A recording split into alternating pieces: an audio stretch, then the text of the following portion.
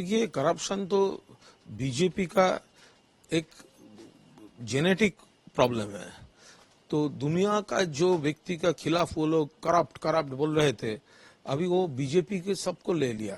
तो बीजेपी क्या washing machine है? ये शुभेंदु अधिकारी का अगेंस्ट में वीडियो उन्होंने रिलीज किया, चोर उन्होंने बोला, सीबीआई उन्होंने लगाया, सीबीआई एफआईआर दर्ज किया, और अभी शुभेंदु अधिकारी भाजपा का ही लीडर है। तो ये ऐसे ये साबित होता है भाजपा पैट्रोनाइज करता है करप्शन को। गिरिराज सिंह ने कल की सीएम की मीटिंग को लेकर बोला है कि जिस तरह सीएम और ममता बनर्जी ने कहा है कि अंदर जो भी कॉन्फ्लिक्ट है उसे बाहर ना लाया जाए, तो टीएमसी अपने आप ही में द्वंद में भरी हुई पूरी तरह से करप्ट। टीएमसी एक पूरा एक परिवार है। ममता बनर्जी हमारा सुप्रीम लीडर है, हमारा जनरल सेक्रेटरी अभिषेक बनर्जी है, यहाँ पर बहुत सारे सीनियर लीडर्स है, बहुत सारे नौजवान हैं। टोटल यूनाइटेड एक पार्टी है तृणमूल कांग्रेस, और ये तृणमूल कांग्रेस अभी थर्ड टाइम गवर्नमेंट बंगाल में चल रहा है।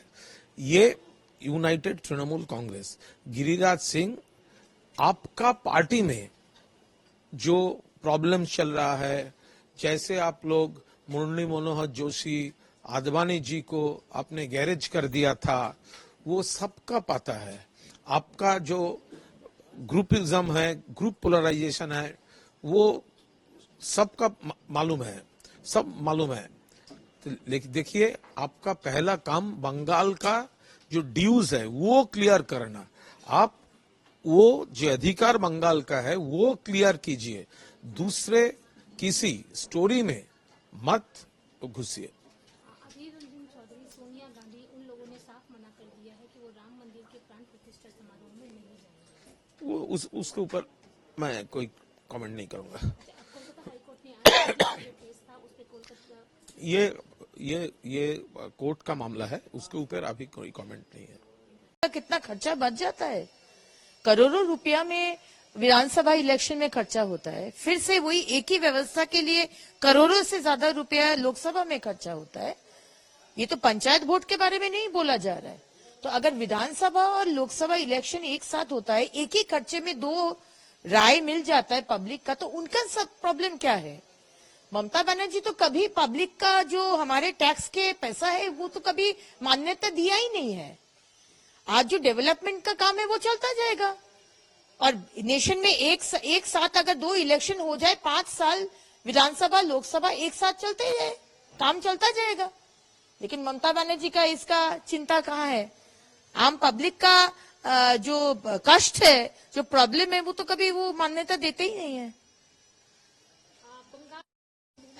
एक है गंगा सागर मेला को नेशनल मेला घोषित किया जाए, दूसरा बांग्ला लैंग्वेज को क्लासिकल लैंग्वेज के स्टेटस दिया जाए। देखिए, पहले तो गंगा सागर मेला का जो बोल रहे स्टेटस, ममता बनर्जी सनातनी हिंदू सजने का ढोंग कर रहे, ये अच्छी बात है, वो मांगे है। लेकिन जो अयोध्या का जब निमंत्रण पत्र दिया जाता है तब उसमें वो नहीं जाते हैं, रिग्रेट कर देते हैं। तो ये सब ढोंग पश्चिम बंगाल के लोगों को ये मालूम है।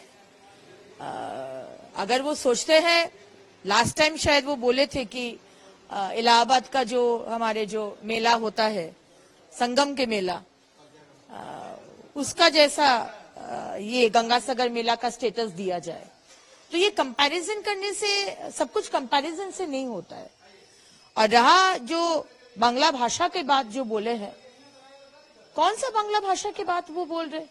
ममता बनर्जी का नेतृत्व में बंगाल में जब दाढ़ीभीट में 2 स्टूडेंट, जब एक स्कूल के स्टूडेंट बंगाली मास्टर मशाई टीचर मांगे थे, तो उन लोगों को उर्दू का टीचर भेज दिया गया, और वो लोग प्रतिवाद किए थे, बोल के पुलिस, ममता के पुलिस उनके ऊपर गोली चलाए। वो कौन सा बांग्ला भाषा की बात कर रहे? कौन बांग्ला भाषा का मान्यता देने का बात कर रहे, जब उनका राजत्व में बांग्ला भाषा का मान्यता नहीं दिया जाता है? आज उनका मंत्री फिराद हाकिम बोलते हैं कि कुछ ही दिनों में 50% से ज्यादा लोग पश्चिम बंगाल में उर्दू बात करेंगे। तो ये जो ढोंग लोकसभा का पहले कर रहे ममता बनर्जी, ये ढोंग सबको मालूम है। कितना वो बांग्ला भाषा को रिस्पेक्ट करते हैं, असल में वो सबको मालूम है। कुणाल घोष ने कहा है कि बहुत मजाक करता है कुणाल बाबू। एक तो 3.5 बरस कैद में रहने के बाद जिस तरह से ममता बनर्जी का तोशामदी करते हैं, उसको देख के तो हम लोग को ताज्जुब लगते हैं। लेकिन ये जो दुर्नीति के बाद जो बोले हैं, जिसके ऊपर अपने ऊपर दुर्नीति के आरोप वो भाजपा के ऊपर आरोप लगा रहे, जो पार्टी का वो स्पोक्स पर्सन है, जो पार्टी चोरों और डकैतों का पार्टी है, जो पार्टी में हर लेवल में दुर्नीति हुआ है, वो आज स्पोक्स पर्सन बोल रहे हैं भाजपा के बारे में। जो भाजपा का राज्य में माननीय केंद्रीय सरकार, माननीय प्रधानमंत्री के ये 10 बरस में एक स्कैम नहीं दिखा पाए, नॉट अ सिंगल स्कैम। और आप लोग माने कुणाल बाबू, आपका पार्टी जिस पार्टी का से जन्म लिए है कांग्रेस, हम लोग को याद है कि हर महीने 15 दिन में एक तो स्कैम आता था। तो किस पार्टी के बारे में बात कर रहे और कौन बात कर रहे, ये देखने का विषय है। पुलिस ने जो एफआईआर की थी उस पर आज हाईकोर्ट ने स्टे लगा दिया। स्टे लगा ही देंगे, क्योंकि आज कोलकाता पुलिस, बंगाल पुलिस, ममता का पुलिस जिस तरह से एफआईआर किया है ईडी अधिकारिक के अगेंस्ट में, जिसका माथा फोड़ दिया गया। कौन फोड़ा है? एक डेडली क्रिमिनल, एक डेडली क्रिमिनल जिसके फॉर में, पक्ष में ममता बनर्जी कुछ ही महीने पहले एक चैनल में इंटरव्यू दिए। आज ये जो गुंडा लोग है, गुंडा लोग बाम के लेफ्ट के टाइम में भी थे, लेकिन तब वो लोग थोड़ा कंट्रोल में थे, अभी कंट्रोल में नहीं है।